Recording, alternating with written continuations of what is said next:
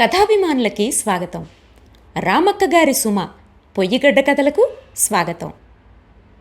ఈరోజు పొయ్యిగడ్డ కథల నుండి పిదుగుపప్పు చారు మీకోసం వినండి.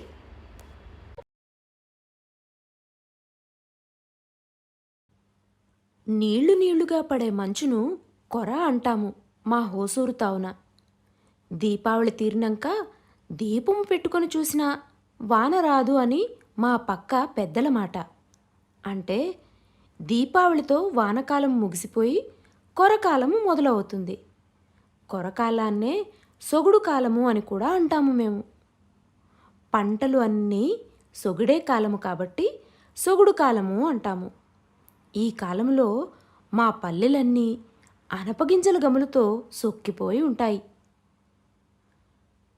సొగుడు కాలంలో 2 నెలల పాటు మా ఇండ్లల్లో పొద్దుకు అనపగింజల చారే ఉంటుంది. అనపకాయ అంటే ఒక రకము చిక్కుడు జాతికాయ. దీని గింజలను మట్టుకే చారు చేసుకొని పై పొట్టును పారేస్తాము. మా హోసూరు తావున కొర విపరీతంగా పడుతుంది. అట్లా పడేది ఎలానో తెలుసా? కొరలో సొగిడిన అనపగింజలకు రుచి ఎక్కువ. ఆ రుచి మరిగిన పొద్దప్ప రెయ్యమ్మను బతిమాలుకొని అట్లా కొరను కురిపిస్తాడు. పొద్దున్నే లేచి సొంత చేనులో పనికో పొరుగు చేనులో కూలికోపోయిన మా అమ్మలు మాపుసారి వచ్చేటప్పుడు అనపకాయలను ఒడిలో నింపుకొని వస్తారు. మా అమ్మలు చుయ్యమంటూ తిరగబోసే అనపగింజలు గములు గాలివాటుతో పోయి పొద్దప్ప ముక్కుకు తగిలేట్లు ఉంటుంది. ఆయప్పకు నోరూరి బిరాన ఇంటికి పోయేస్తాడు. అందుకేనేమో గింజల కాలంలో పొద్దు బిరబిరా మునిగిపోతుంది. అనపగింజలతో ఎన్నో రకాల చారులు చేస్తాము. అన్నింటిలోకి పేరు పొందినది పిదుగుపప్పు చారు. ఈ చారును ఎట్లా చేయాలో చెప్తాను. అనపగింజలను ఒక అరగంట సేపు నీళ్లలో ఊరపెట్టాల. ఊరినాక ఆ గింజలను పిదుక్కోవాల. పిదుకడము అంటే గింజ కొసను 2 వేళ్ల నడుమున ఉంచుకొని నొక్కడము. ఇట్లా చేస్తే పైపొర వేరుగా లోపల 2 బద్దలు వేరుగా వచ్చేస్తాయి. పొరను పారేసి గింజలను ఒక పక్కన పెట్టుకోవాల. అట్లే కావలసినన్ని ఎర్రగడ్డలు టమాటాలు తరిగి పెట్టుకోవాల. చెక్క లవంగము కొమ్మిరి ఉంటే పచ్చి కొమ్మిరి లేకపోతే ఎండుది, పసుపు 2 మిరియాలు, ఎండుమిరపకాయలు, అల్లము, కొత్తిమీర ఆకులను కలిపి నున్నగా రుబ్బి పెట్టుకోవాల. పొయ్యి మీద సట్టిని పెట్టి కొంచెం నూనె పోసి అందులో సాసువులు కరివేపాకులను చిట్లించి తరిగి పెట్టుకున్న ఎర్రగడ్డ టమాటాలను వేసి సుదిగించుకోవాల. తరువాత అనపగింజలను వేసి కొంచెం వేసినాక రుబ్బి పెట్టుకున్న మసాలా ముద్దను వేసి తగినన్ని నీళ్లు పోసి ఉప్పు వేసి ఉడికించుకోవాల. గింజలు బాగా ఉడికినాక దించుకోవాల. అంతే. ఈ చారు దోశలలోకి పూరీల్లోకి చాలా బాగుంటుంది. అన్నానికి అయితే చెప్పే పనే లేదు. అన్నంలో ఈ చారు పోసుకొని రవంత ఆవు నెయ్యి కలుపుకొని తింటా ఉంటే తలుచుకుంటేనే నోట్లో నీళ్లు ఊరిపోతూ ఉంటాయి. ఈసారి కొరకాలంలో మీరు కూడా వండుకొని తినండి.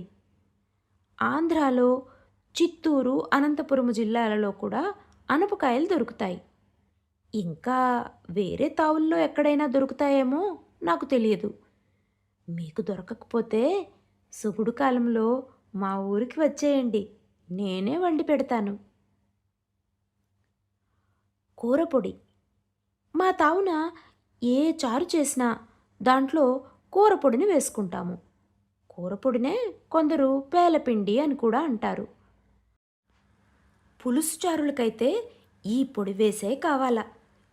ఇది వేసేస్తే ఇంకా మిరపకాయలు, జీలకర్ర, కొత్తిమీరల పొడి ఇట్లా మసాలా దినుసుల్ని వేయాల్సిన పని లేదు. కూరపొడి వాడుక అన్ని తావుల్లో ఉందో లేదో తెలియదు కాబట్టి నేను కూరపొడి వేసేది చెప్పకుండా దానికి మారుగా వేసే దినుసుల్ని చెప్పి తిని. కూరపొడిని ఏడాదికి ఒకసారి చేసి నిలవ పెట్టుకుంటాము. ఎట్లా చేసుకోవాలో చెప్తాను, కావలసిన వాళ్ళు చేసుకోండి. కిలో ఎండుమిరపకాయలు, కిలో కొత్తిమీరలు, అరకిలో కందిబేడలు, అరకిలో శనగబేడలు, కిలో పెసలు, అరకిలో మెంతులు, అరకిలో మిరియాలు, 100 గ్రాములు ఉద్దిబేడలు, చేరడు గసగసాలు, గుప్పెడు చెక్క లవంగము, గుప్పెడు పసుపు కొమ్ములు, గుప్పెడు సాసులు, ఎండిన కరేపాకు 2-3 గుప్పెళ్ళు. ఇవి కావలసిన దినుసులు.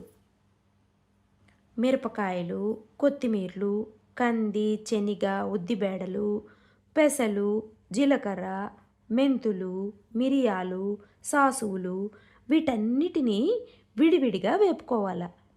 మిగిలినవి పచ్చిగానే వేయాల.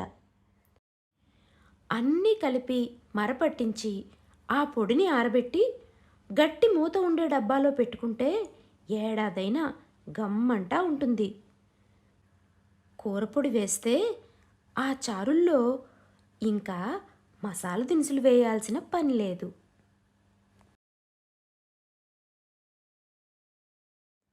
ఇది పిదుకుపప్పు చారు గురించి. అనపగింజలతో చేస్తారట. అనపగింజలు అంటే ఒక చిక్కుడుకాయ జాతికి చెందింది అని అన్నారు. మరి చాలా రకాల చిక్కుడుకాయలను చూశాను, కానీ ఈ అనపగింజల పిదుకుపప్పు చారును మాత్రం నేనెప్పుడూ చేయలేదు. ఈసారి చూడాలి. మరి మీరు చేశారా? అలాగే కూరపొడి ఎలా తయారు చేయాలో కూడా చెప్పారు. సంవత్సరానికి సరిపడా కూరపొడిని నేను తయారు చేయను, కానీ ఇలా ఎప్పటికప్పుడు మాత్రం చేసుకుంటాం. దినుసులు మాత్రం కాస్త వేరే. అయితే ఈ కథలో ఒక చిన్న పిట్ట కథ కూడా ఉంది, చూసారా? హోసూరు తావులో కొర విపరీతంగా పడుతుందట. అట్లా పడేది ఎలానో తెలుసా? కొరలో సొగిడిన అనపగింజలకు రుచి ఎక్కువట. ఆ రుచిని మరిగిన పొద్దప్ప రెయ్యమ్మను బతిమాలుకొని అట్లా కొరను కురిపిస్తాడట. అమ్మలు చుయ్యమంటూ తిరగబోసే అనపగింజల గములు గాలివాటుతో పోయి పొద్దప్ప ముక్కుకు తగిలేట్లు ఉంటాదట. హాయప్పకు నోరూరి బిరాన ఇంటికి పోయేస్తాడట.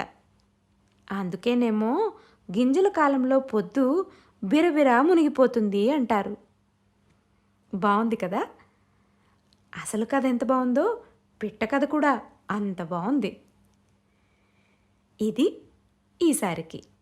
వచ్చేసారి మరో పోయేగడ్డ కథతో మీ ముందుకు. అంతవరకు సెలవు. నమస్కారం.